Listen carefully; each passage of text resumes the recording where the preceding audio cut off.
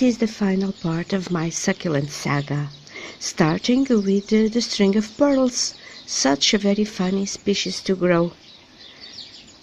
I've been keeping it inside to protect these beads from the winds in the winter, but I'm now breaking it outside, where it will thrive much better. I reckon this is a very tricky species to grow indoors. It needs a fast drying cycle and also a lot of light, although not strong direct sun. These pea-like beads are the modified fleshy leaves carrying water and nutrients, as this plant comes from South Africa, where temperatures are high and the water is short. The round shape of the leaves contributes to minimize the water loss by transpiration. But, on the other hand, the round shape of the leaves also reduces dramatically the surface area needed for the light absorption. So, these leaves developed a specialized structure, which, as you can see here, this narrow window in a crescent shape. It is translucent, which allows the light to enter.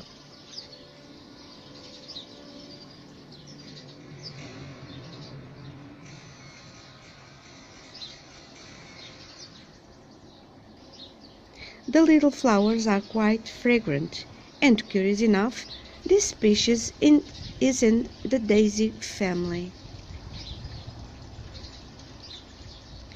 Typically, these blooms are a composite of minute flowers.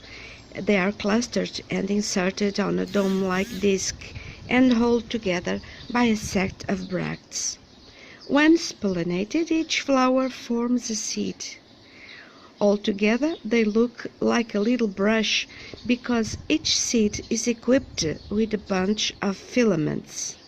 These filaments help the seeds to travel in the wind, like little parachutes, like you can see one of them hanging here.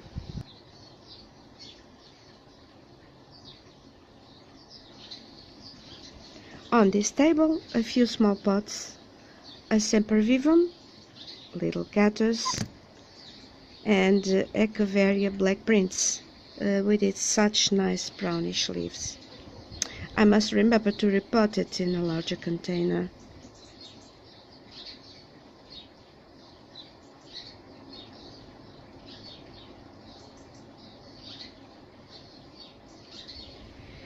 And another string of buttons, also in need of a new home.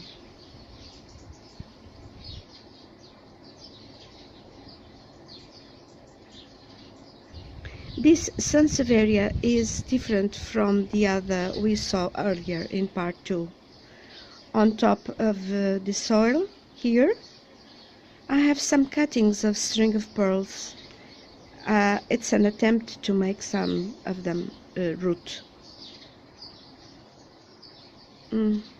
This leaf looks like a bit mushy.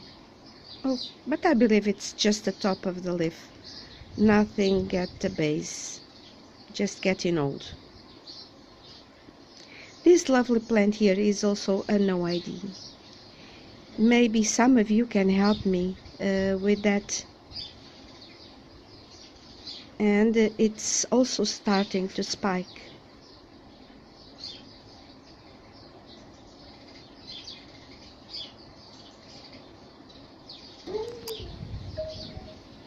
On this little pot I have an Echeveria of the Agavoid type, and it's starting to bloom. I like the orange tinges on the leaves too.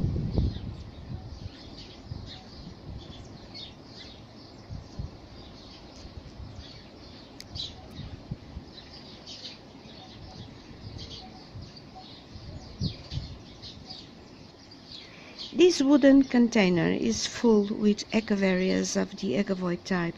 The Agavoid type in Echeverias means very thick and fleshy pointy leaves.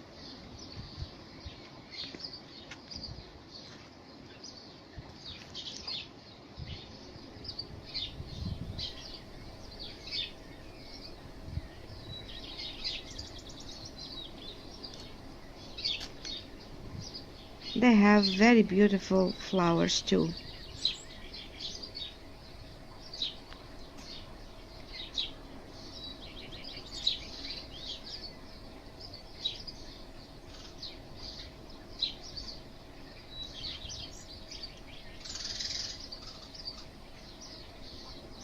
Oh, my dogs are playing around, maybe running to the gate to show who is boss around here. Further down on the steps I have smaller pots with some cuttings in process of rooting. This is Crassula golem. It's either an hybrid of Crassula ovata or a cross of Crassula argentea with Crassula lactea. This plant has the weirdest leaves. They are tubular, and yes, they do look like golem fingers. This plant got a bit damaged by the cold. It lost the color on the fingertips, but it will grow quite vigorously, as it should with the warmer weather. I will have to move it into a deeper pot as soon as I can. Funny thing, a seed of lavender has germinated here spontaneously. Soon I will transplant it into a pot of its own.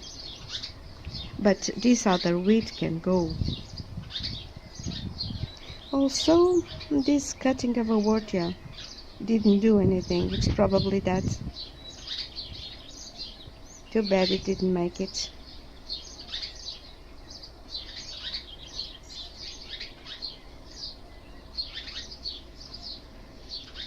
Some more of the no ID trailing sedum. This is so very useful to prevent weed growing.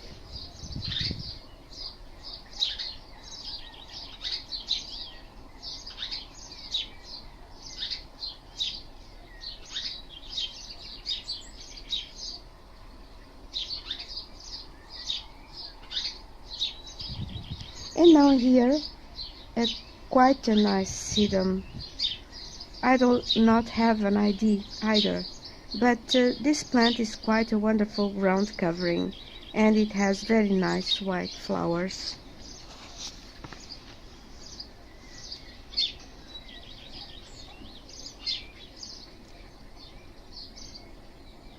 This is also a gorgeous plant. I love it. It is Sedeveri letizia. It's an old cross of Sedum cuspidatum and Echeveria setosa. It has delightful rosettes and very delicate white blooms.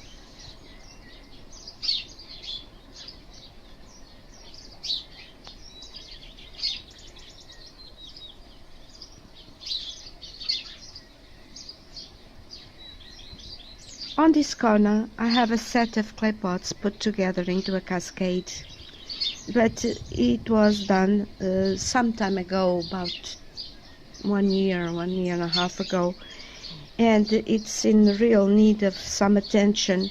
Plants need repotting and they need fresh dirt. Well, I might make a video of the repotting later in the spring. If you think it will be interesting, let me know. This burrow's tail is in recovery. It used to be a very huge plant with stems as long as my arms. But about 2 years ago I cut back the stems for some reason, and the plant did not like it. Also my fault, because after that I did pretty much forget about it. I thought it would thrive alone. I did not water it enough. Neither during the summer or winter, and that was a very dry winter, that one. So now I brought it here under my wing to give it extra care. Hanging here I have a Rhipsalis pilocarpa. It's quite a hardy and vigorous plant.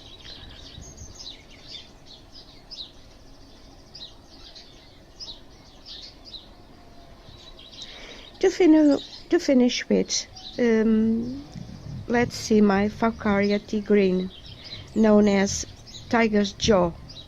It has triangular leaves that look like the mouth of a predator. This is finally it. Well, I really had no idea it would take so long. So, thanks for joining me in this succulent tour, and I'll see you next time. Bye!